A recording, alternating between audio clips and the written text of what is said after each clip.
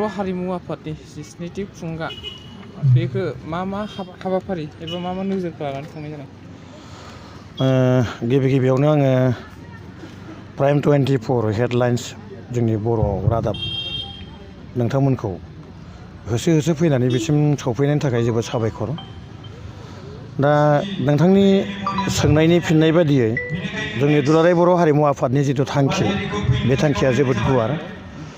बे दुलाराय बर' हारिमु आफादा बोसोरारि जथुम्माफोरखौ खुंबोयै दिनै 17थि खेब जोङो खुंनो हादों बोसोरारि जथुम्माखौ।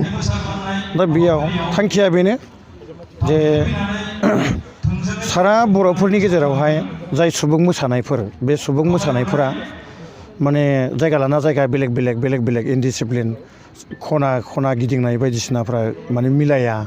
दा बेनिखाय बेखौ क्लासिकेल बेस खालामनानै माने वर्कशपफोर फोरोंनाय जायो, वर्कशप लानाय जायो। बेनि सायावनो गुवारै थांखि लानानै माने बे जथुम्माखौ खुंनाय जायो। लोगोसे बे जथुम्माखौ खुंनायनि थांखिया बेबो जे दिनै दुलाराय बर' हारिमु आफादा जाथिनि थाखाय मा मावखो मा मावाखै बेफोरखौ जोङो रायजोनि गेजेरावहाय मोनथिहोनो थाखाय जोङो बेबायदि कनफारेन्सखौ खुङो। आरो फैयै दिनै 17थि बोसोराव आगान होबाय बे खुंनाया। दा उनावबो आरो खुंबावगोन बेखौ माने बे दुलाराय बर' हारिमु आफादा थांखि लाखादों, खुंबाय थागोन। गाहाय हाबाफारिया जाहैबाय दुलाराय बर' हारिमु हिसाबै जेनेबा बेनो गुलाय गुजाय जानानै थानाय बर' हारि सोदोमस्रि, गाननाय जोमनाय बायदिसिनाफोरखौ जोङो जानाय लोंनाय, आसार खान्थि, हारिमु होनबाथ' जों बयबो मिथिखायो। नाथाय बांसिनै जोङो बे खननाय मोसानाय दामनाय देनायखौ जुर होनानै मावनाय जादों आरो। देग्लायनि बे उदालगुरि काजियामाथियाव 17थि बोसोरसालिया जथुम्माखौ खुंनायाव जोङो सानथामनि हाबाफारि लादों। 9, 10, 11 बे सानथामनि हाबाफारिजों लोब्बा लाखिबावनानै आरोबाव जानुवारि 2 थारिखनिफ्रायनो जानुवारि 8 थारिखसिम जोंहा वर्कशप जानानै थांबाय 7 दिननि। बेयाव लखिमपुर, धेमाजि, नगाव, हुजाय, गहपुर, बिदिनो क'क्राझार, गसाइगाव गोबां माने जिल्लाफ्रा फैनानै बाहागो लाफैबाय। बेयाव 7 दिननिया माने मावबादा खालामबाय आरो बिथांमोना। दा बेयाव जोङो गोबां उस्तादफोर दंखायो जोंहा, बे उस्तादफोर फैनानै माने फोरोंफैबाय। आरो बे सानथामनि हाबाफारियाव जोङो मैयानिफ्राय जागायनानै माखासे हाबाफारिफोर जोबलांबाय। आरो दिनैबो मोनसे मेहेरगोनां सेमिनार माने जर'खा सावराय जथुम्मा मोनसे लानाय जादोंमोन। बेयाव जोङो त्रिपुरानिफ्रायबो आलासि मोननो हादोंमोन, सुरजित देब बर्मा बिथांखौ। बिथाङा जोबोद गोसो गुदुङै बेयाव नुजाफैनानै जोंनि सिगाङाव मोजां माने बोसोन होलांबाय।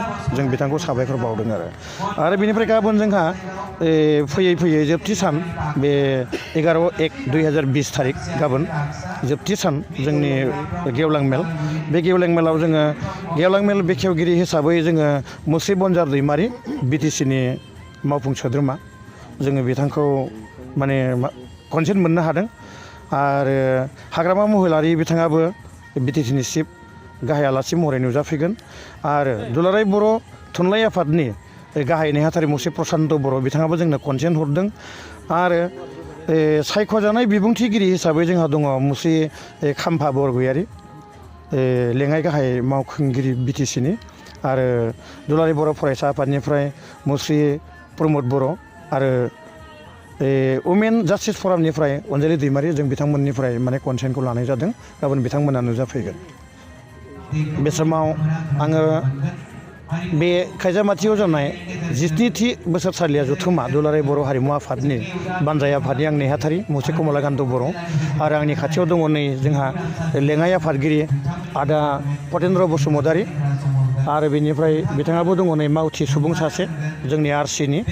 दा जोङो ज' जालायलायनानै बेखौनो जोङो रायजो राजाफोरखौ खावलायनो सानदों जे जिहेथु बियो धोरोमनि फारागथि गैयाजासे, धोनि गरिबनि फारागथि गैयाजासे मोनसे आफाद दुलाराय बर' हारिमु आफाद, बे बयनिबो जों जाथिनि बर' जाथिनि बेनिखायनो गाबोननि जानो गोनां गेवलां मेलाव जेसेबां हायो रायजो राजाफ्रा लोब लोब फैनानै जोंनि मिथिंखौ माने मेहेरगोनां खालामफैगोन होननानै आं आसा खालामबाय एसेनोसै बाजेट लानाय जादों साबायखर नोंथांमोननि चेनेलनि जुगिदि गोदान बोसोरनि आं बयनोबो हामग्लायनाय बावहरबाय दुलाराय बर' हारिमु आफादनि 17थि बोसोरसालिया जथुम्माखौ जोङो 17थि बोसोरसालिया जथुम्माखौ खुंनायाव जोंहा 13 लाख बाजेट लादोंमोन जों 13 लाख नाथाय बे 13 लाख खुंनो माने 13 लाख बाजेट लानायाव जोंहा जोबोद नारा नाथा जोङो नाजाबायदोंमोन जोङो लटारिबो होदों बानजाय आफादा लटारिबो जोङो खेला होनो होननानै खाफालनि आन्जाद माने धामाका बेबायदि जोङो लटारि होनानै जों बे बोसोरसालिया जथुम्माखौ दुलाराय बर' हारिमुनि बोसोरसालिया जथुम्माखौ खुंनायनि थाखाय जों लाहार फाहार खालामदोंमोन नाथाय दुखु गोनां रायजो राजाफोरनिफ्राय जोङो माने जिबायदि हेफाजाब मोनदों आरो मोनगोन जोंहा जोबोद फोथायनाय दङ जोङो लटारिखौ खेलाखौ होनो हायाखै फैगौ 16 फेब्रुवारियावसो जोङो फिन लटारि खेला फाथिफिनगोन जोङो मानो होनबा जोङो लटारिखौ गोबां रायजो राजाफोरनो मोनहोनो हायाखै समनि आंखाल जादों दा जोङो न'खरफ्रामबो बर' हारिमुखौ मोजां मोनग्रा न'खरफ्रामनावबो जोङो लटारिखौ जोङो हैनो सानदों जोंहा गोबां दाहार थागोन बे 17थि बोसोरसालिया खुंनाय दुलाराय बर' हारिमुनि आफादनि बेखौ खुंनायाव जोंहा गोबां दाहार थागोन दा बे दाहारखौ जोङो सुफुंनो थाखाय जोङो लटारिखौ गमामायैनो 16 फेब्रुवारियाव जों जाफुंहोनानै माने जोङो दाहारफोरखौ मारिगोन होननानै जों मिजिंथिदों दा ओंखायनो आं खावलायनाय दिनै नोंथांमोननि चेनेलनि दारैनो माने रायजो राजाफ्रा अनसायगोन जोंखौ आरो दुलाराय हारिमु आफादनि बे बोसोरसालिया जथुम्मा खुंनायाव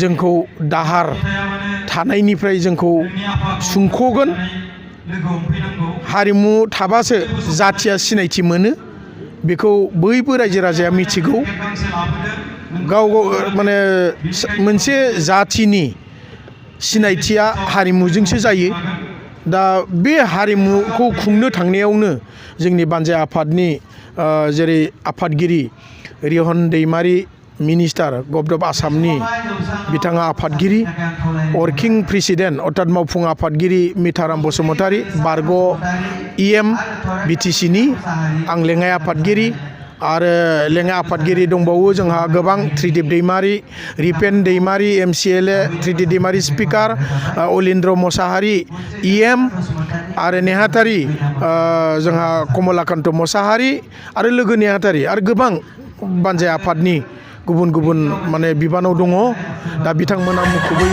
नांथाबनानै दङ दिनै नैथि सान सेथि मैया 9 अक्ट'खालि थांबाय दिनै नैथि सान 10 खालार दिनै जानुवारि दाननि आरो गाबोन 11 खालार गाबोन गेवलां मेल दा बे गेवलां मेलखौ मोजाङै मोजां जालांगोन होननानै आं जोबोद मिजिंथिदों इसोरनाव आर'ज गाबदों आरो रायजो राजाया बे दुलाराय हारिमु आफादनि बे गेवलां मेलाव गाबोननि गेवलां मेलाव बयबो लैहोर लैहोर फैनानै माने हेफाजाब होगोन बयबो जोंनि हारिमुखौ अनसायगोन आं बेखौ मिजिंथिनानै आंनि बुंनायखौ एसेयावनो फोजोबबाय गोजोनथों खुलुमबाय।